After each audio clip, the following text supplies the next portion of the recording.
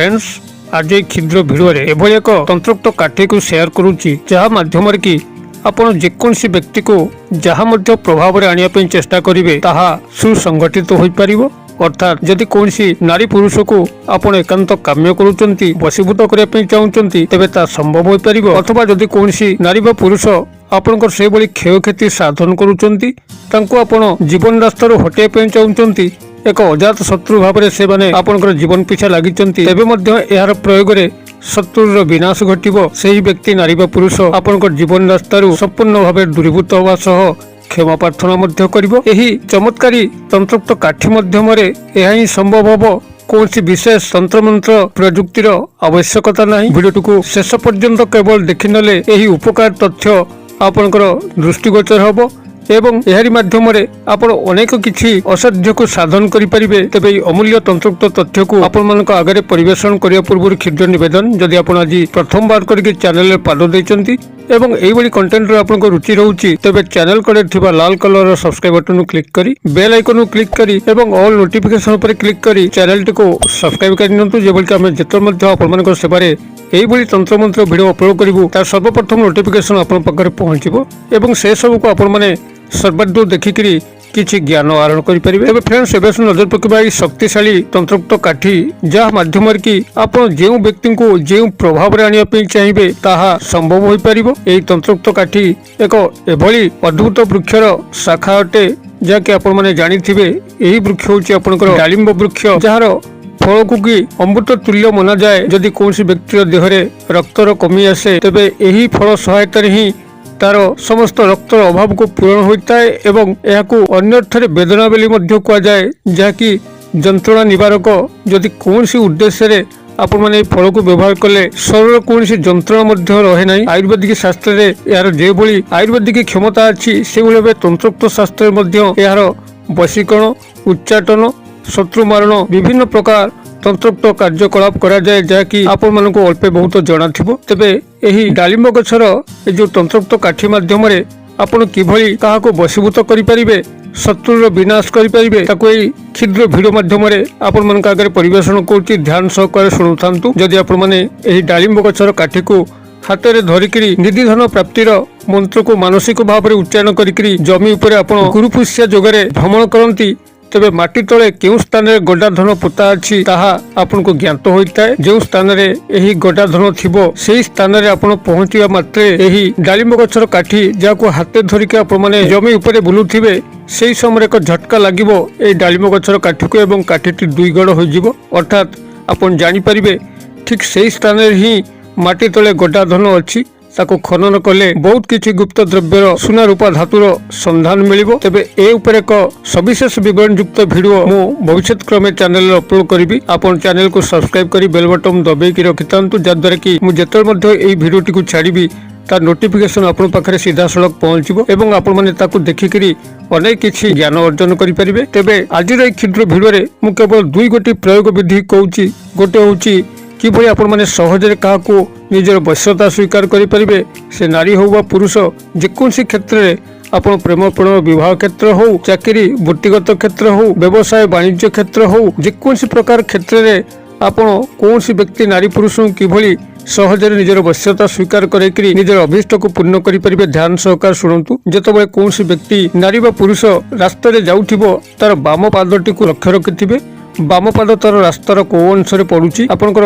सेही अंश उपरे रास्ता उपरे आपण ए डालिंब गछर काठीटी को प्रथम संग्रह करथिबे ताको लेखनी हिसाब रे व्यवहार करिवे एवं से डालिंब गछर लेखनी रे तार बाम पाद रास्ता उपरे जोठी पड़ुची सेठी केवल आपनकर नाम ही ता उपरे लिखि दबार अछि। ता नाम लिखिबे नाही आपनकर निज नामटी को उल्टा अक्षर रे तार बाम पाद जोठी रास्ता उपरे पड़िची तारि उपरे आपण लिखि देबे उल्टा अक्षर। अर्थात मु आपनको उदाहरण स्वरूप निज हाथ में लिखिकी वीडियो स्क्रीन माध्यम देखौची। धरा जाओ आपन नाम हूँ राजा राजाटा को सीधा हिसाब से लिखिले बामरु डाहण पट को आप राजा बेले लिखती मात्र ताको उल्टा लिखिले आप डाहण रु बाम पट लिखा पड़ो केमिति तार आकृति प्रकृति वीडियो स्क्रीन को लक्ष्य करंतु मु लिखिकी आपको देखौची। एई भली भाव में आपन जदि उल्टा भाव निजर नाम को तार बाम पाद जोटी रास्ता पर पड़ी तारी उपरे आपण डालिंब गछर लेखनी सहित केवल लिखि दौरान সেই ব্যক্তি নারী বা পুরুষ আপনার সম্পূর্ণ বশ্যতাକୁ ଆସିଥାଏ এবং আপনার সমস্ত অভীষ্টକୁ ପୂର୍ଣ୍ଣ କରିଥାଏ। ତେବେ ଏହା ସାମୟିକ ଭାବରେ କାର୍ଯ୍ୟ କରେ, ଯେହେତୁ ଯଦି କୋଉଟେ ସେ ଲେଖାଟି ସେଠୁ ଲିଭିଗଲା, ପହଁରା ପହଁରି ହୋଇଗଲା କିମ୍ବା ପାଣି ଢାଳି ହୋଇଗଲା କିମ୍ବା ପବନରେ ସେ ଜାଗାରୁ ଲେଖା ଲିଭିଗଲା, ତେବେ ଏହାର ମୋହିନୀ ପ୍ରଭାବ କଟିଯାଇଥାଏ।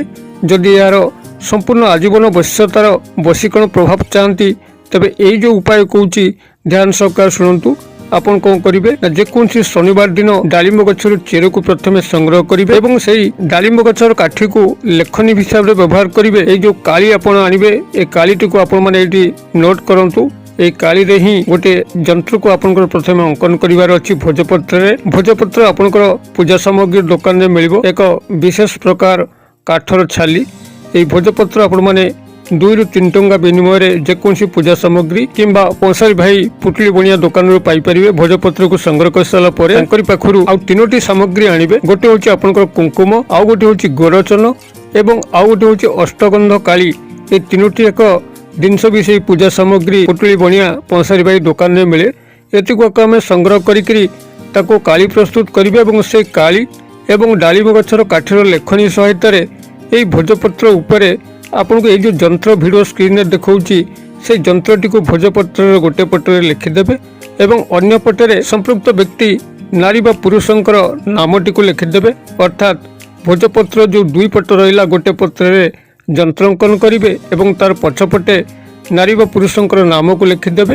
ଏହାକୁ ତାପରେ ଆପଣମାନେ ଗୋଟେ ରୂପା ତାବିଜରେ ଭରିକିରି ଏବଂ ସେଥିରେ ଏଇ ଯେଉଁ ଶନିବାର ଦିନ ଡାଳିମ୍ବ ଗଛର ଚେରକୁ ସଂଗ୍ରହ କରିଛନ୍ତି ତାକୁ ତା ଭିତରେ ପ୍ରବେଶ କରେଇ ମୁଖକୁ ମହମ ଜଉମୁଦ ଦେଇକିରି ବନ୍ଦ କରିକିରି ଲାଲ ଫିତା ସାହାଯ୍ୟରେ, ଯଦି ଆପଣମାନେ ପୁରୁଷ ହେଇଥିଲେ ଦକ୍ଷିଣ ହସ୍ତରେ ପିନ୍ଧି ନେଉଛନ୍ତି, ନାରୀ ହେଇଥିଲେ ବାମ ହସ୍ତରେ ପିନ୍ଧି ନେଉଛନ୍ତି ଅଥବା ଏହାକୁ ଗଳାରେ ମଧ୍ୟ ପିନ୍ଧି ନେଉଛନ୍ତି, ତେବେ ସେହି ବ୍ୟକ୍ତି ନାରୀ ବା ପୁରୁଷ ଯାହାଙ୍କର ନାମକୁ ଆପଣମାନେ ଏହି ଭୋଜପତ୍ରର ପଛପଟେ ଲେଖିଥିଲେ, ସେ ଆଜୀବନ ଆପଣଙ୍କର ବଶ୍ୟତା ସ୍ୱୀକାର କରିକିରି ସମସ୍ତ ଅଭୀଷ୍ଟକୁ ପରିପୂର୍ଣ୍ଣ କରିଥାଏ। ଏତଦ୍ ବ୍ୟତିରେକେ ଯଦି କୌଣସି ନାରୀ ବା ପୁରୁଷ ଆପଣଙ୍କୁ ସେଇଭଳି ଭାବରେ ହଇରାଣ କରି ଚାଲିଛି, ଅଜାତ ଶତ୍ରୁ ହିସାବରେ ଆପଣଙ୍କ ଜୀବନକୁ ନଷ୍ଟ କରି ଚାଲିଛି, ଶାରୀରିକ କ୍ଷୟକ୍ଷତି କରୁଛି, ମାନସିକ କ୍ଷୟକ୍ଷତି କରୁଛି, ଆପଣଙ୍କୁ ବିଭିନ୍ନ ସ୍ତରରେ ଅପମାନ ଦଉଛି, ମଣିଷ ଭଳି ମଣିଷ ହିସାବରେ ବଞ୍ଚାଇ ଦଉନାହିଁ, ତେବେ ସେହି ନାରୀ ବା ପୁରୁଷଙ୍କର ସମସ୍ତ ଦର୍ପ ଭାଙ୍ଗିବା ପାଇଁ ଏବଂ ଆପଣଙ୍କ ପାଖରେ କ୍ଷମା ପ୍ରାର୍ଥନା କରିବା ପାଇଁ, ଆପଣଙ୍କର ଜୀବନ ରାସ୍ତାରେ ଦୂରେଇବା ପାଇଁ ଏକ ସୂକ୍ଷ୍ମ ଶକ୍ତିଶାଳୀ ପ୍ରୟୋଗ এই ଡାଳିମ୍ବ ଗଛ କାଠି ମାଧ୍ୟମରେ ସେୟାର କରୁଛି। ଧ୍ୟାନ ସହକାରେ ଶୁଣନ୍ତୁ। ଯେକୌଣସି ଶନିବାର ଦିନ ଆପଣ এই ଡାଳିମ୍ବ ଗଛର କିଛି ଛୋଟ ଛୋଟ କାଠିକୁ ସଂଗ୍ରହ କରିବେ ଏବଂ ଏକ କଳା ସୂତା ସାହାଯ୍ୟରେ ଆପଣ 21 ଗୋଟି ଡାଳିମ୍ବ ଗଛର କାଠିକୁ କୁଣ୍ଠିକୁ ଗୋଟେ ମାଳ ପ୍ରସ୍ତୁତ କରିବେ।